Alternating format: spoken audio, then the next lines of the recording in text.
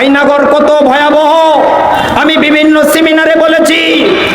শেখ হাসিনার তেমন কোনো শাস্তি আমি চাই না, শুধু চাই শেখ হাসিনাকে দেশে ফিরে মৃত্যু পর্যন্ত তাকে আয়নাঘরে রাখতে হবে। কথা বলেন ঠিক কিনা? স্পষ্টভাবে বলছি, এদেশের স্বাধীনতা রক্ষার জন্য যদি শরীরের ঘাম দিতে হয় আমরা ঘাম দিতে প্রস্তুত আছি।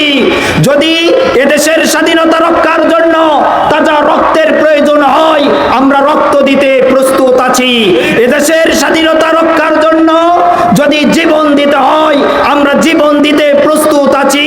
তবু এদেশের স্বাধীনতা রক্ষায় কাউকে হস্তক্ষেপ করতে দেওয়া হবে না। কথা বলেন ঠিক কিনা?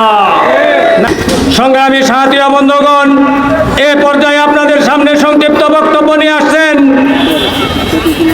মুফতি মিনহাজ হাতপাকা প্রতীকের চেয়ারম্যান পদপ্রার্থী চালোরা ইউনিয়ন পরিষদ।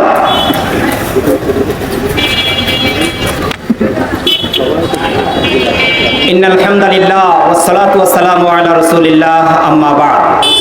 প্রাণপ্রিয় সংগঠন ইসলামী আন্দোলন বাংলাদেশ তালোড়া ইউনিয়ন ও পৌর শাখা কর্তৃক আয়োজিত আজকের গণসমাবেশে উপস্থিত আছেন ইসলামী আন্দোলন বাংলাদেশ বগুড়া জেলা শাখার সম্মানিত সেক্রেটারি, উপস্থিত আছেন বগুড়া জেলা শাখার নেতৃবৃন্দ, উপস্থিত আছেন ইসলামী আন্দোলন বাংলাদেশ দুপচাচিয়া উপজেলা শাখার সংগ্রামী সভাপতি, উপস্থিত আছেন দুপচাচিয়া উপজেলা শাখার নেতৃবৃন্দ। এখানে উপস্থিত আছেন ইসলামী আন্দোলন বাংলাদেশের অঙ্গ সংগঠন বিভিন্ন স্তরের নেতাকর্মী, উপস্থিত আছেন জামাতে ইসলামীর বিভিন্ন স্তরের নেতাকর্মী, উপস্থিত আছেন বিএনপি সহ অন্যান্য সংগঠনের বিভিন্ন স্তরের নেতাকর্মী। সবার প্রতি শ্রদ্ধা রেখে আমি বলছি, 1971 সালের মুক্তিযুদ্ধ আমরা দেখিনি। 200 বছর ইংরেজেরা আমাদেরকে শাসনের নামে শোষণ করেছে, সেটা আমরা দেখিনি। কিন্তু আমরা দেখেছি আওয়ামী লীগ 2009 থেকে 2024-এর 5 আগস্ট পর্যন্ত বাংলাদেশের মানুষকে বাক স্বাধীনতা দেয়নি, কোথাও কথা বলার স্বাধীনতা দেয়নি। বাংলাদেশের চায়ের স্টল থেকে শুরু করে কোনো সভা সেমিনারের অনুমতি দেয়নি। সংসদ পর্যন্ত কোথাও মানুষের বাক স্বাধীনতা ছিল না, মানুষ সঠিক কথা বলতে পারতো না। কথা বলেন ঠিক কিনা? বাংলাদেশের মানুষের ভোটের অধিকার ছিল না, বাংলাদেশের মানুষ ভোট দিতে পারেনি।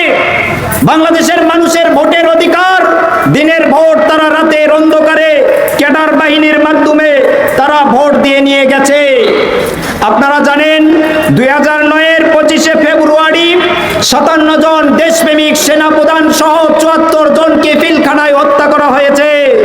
2013 সালের 5 মে হেফাজতে ইসলামের ব্যানারে মতিঝিলের শাপলা চত্বরে হাজার হাজার আলিম ওলামাকে তাহাজ্জুদের সময় হত্যা করে গুম করা হয়েছে। কথা বলেন ঠিক কিনা?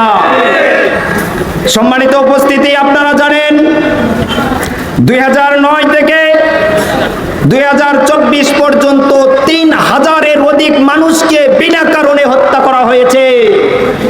677 জনের বেশি মানুষকে, নিরপরাধ মানুষকে বিনা কারণে তারা গুম করেছে। যাদেরকে গুম করেছে তাদের মধ্যে যারা ফিরে এসেছে তারা বলেছে আওয়ামী লীগ সরকার নতুন আবিষ্কার করেছে আয়নাঘর। আয়নাঘর কত ভয়াবহ আমি বিভিন্ন সেমিনারে বলেছি। শেখ হাসিনার তেমন কোনো শাস্তি আমি চাই না, শুধু চাই শেখ হাসিনাকে দেশে ফিরে মৃত্যু পর্যন্ত তাকে আয়নাঘরে রাখতে হবে। কথা বলেন ঠিক কিনা? দেশে বৈষম্য বিরোধী ছাত্র আন্দোলনের ব্যানারে এদেশের বহু মানুষ জীবন দিয়েছে। আমাদের শাইখে চরমনাই দেশের স্বাধীনতা রক্ষার জন্য কি পরিমাণ ভূমিকা রেখেছে এটা এদেশের মানুষকে নতুন করে বলার আর অপেক্ষা রাখে না। কথা বলেন ঠিক কিনা? স্পষ্টভাবে বলছি, এদেশের স্বাধীনতা রক্ষার জন্য যদি শরীরের ঘাম দিতে হয় আমরা ঘাম দিতে প্রস্তুত আছি। যদি